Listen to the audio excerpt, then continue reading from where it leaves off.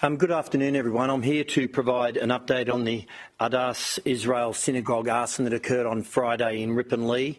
At the outset, can I say that Victoria Police and I personally condemn the callous and horrific attack, the targeted attack that occurred on that day. Friday, I think it's been widely reported, but we saw an arson occur at a synagogue. We had and have 3 suspects in that matter who we are pursuing. As a result of that arson occurring on Friday, I initially deployed the detective inspector in charge of our arson squad as the person in charge of the investigation, and our crime command as well. We deployed all of the forensic resources you would expect to be there, arson chemists and a range of other assistants. So everything that could and should have been done occurred. We also liaised with our counterparts, ASIO, the Australian Federal Police, and all the agencies you would expect us to liaise with. At that time on Friday, we considered and took advice as to whether that attack met the threshold to be declared a terrorist incident. At that time, the decision was it did not at that stage reach the threshold to be declared such an incident. The investigation has continued on over the weekend and we have made significant progress. I am not, for operational reasons, going to go into any details about the investigation here today, other than I said we have made significant progress. Over the weekend, we have continued to investigate, gain intelligence and evidence, work with our partners, as I said, ASIO, Federal Police, and on Friday we did deploy our counter-terrorism security investigation unit to be a part of this. The detective inspector who's in charge of the arson squad has had previous experience in counter-terrorism investigations through Operation Pendennis, so he is very well versed in what is required here. We've continued to monitor over the weekend. I have been in touch with the Australian Federal Police Commissioner every day since Friday, and including Friday. I've regularly briefed government to the extent that I can, and we have continued to gather and collect evidence and intelligence. Yesterday morning, myself and Reece Kershaw, the Commissioner, determined that it would be appropriate to hold a joint management committee meeting this morning. That is a strategic group led by Deputy Commissioners from AFP and Victoria Police and the Assistant Commissioners in charge of our counter-terrorism areas, along with ASIO. They were briefed on the extent of the investigation this morning, the evidence that's been gathered and, as I said, the intelligence that has been gained. That Joint Management Committee meeting has recommended that their belief is that this is likely a terrorist incident that has occurred.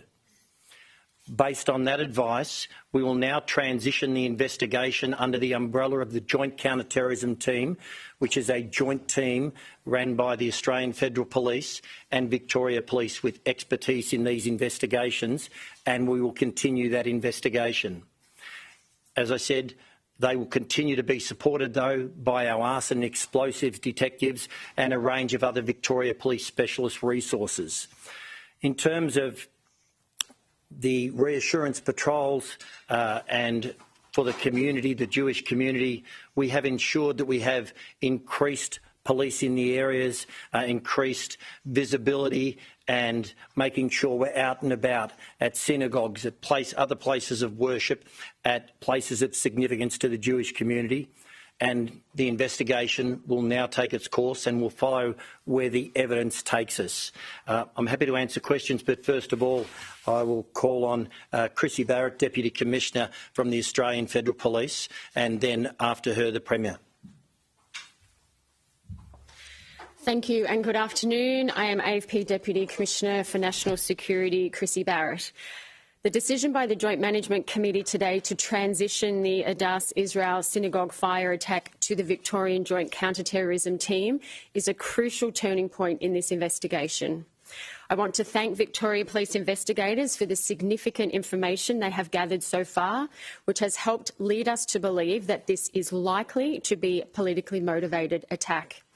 This is now a terrorism investigation led by the Victorian Joint Counter-Terrorism Team, which includes Victoria Police, the AFP and ASIO. Joint counter-terrorism teams include the best terrorism investigators in the country, and a JCTT investigation unlocks more powers, more capability and more intelligence. Since the attack, the AFP, ASIO and Victoria Police have been in regular contact and sharing relevant information. What this means is that now it has been allocated to the Joint Counter-Terrorism Team. We are already well prepared, well briefed and well progressed. Now I want to reinforce a message from the AFP. We have a number of ongoing investigations that relate to prohibited hate symbols, terrorism and foreign interference. Right now, a number of briefs of evidence that relate to prohibited symbols and religiously or ideologically motivated violence have been referred or are close to being referred to the Commonwealth Director of Public Prosecutions. Once the AFP is involved with our partners, the outcome in a majority of occasions is jail time, and often lengthy jail time. As AFP Deputy Commissioner of National Security, I will ensure that every investigation has the right resources to ensure offenders are charged and prosecuted. And I'm going to be blunt. Do not test the resolve or determination of the AFP or our policing and intelligence partners. We will not tolerate crimes that undermine Australia's security or our way of life. Thank you.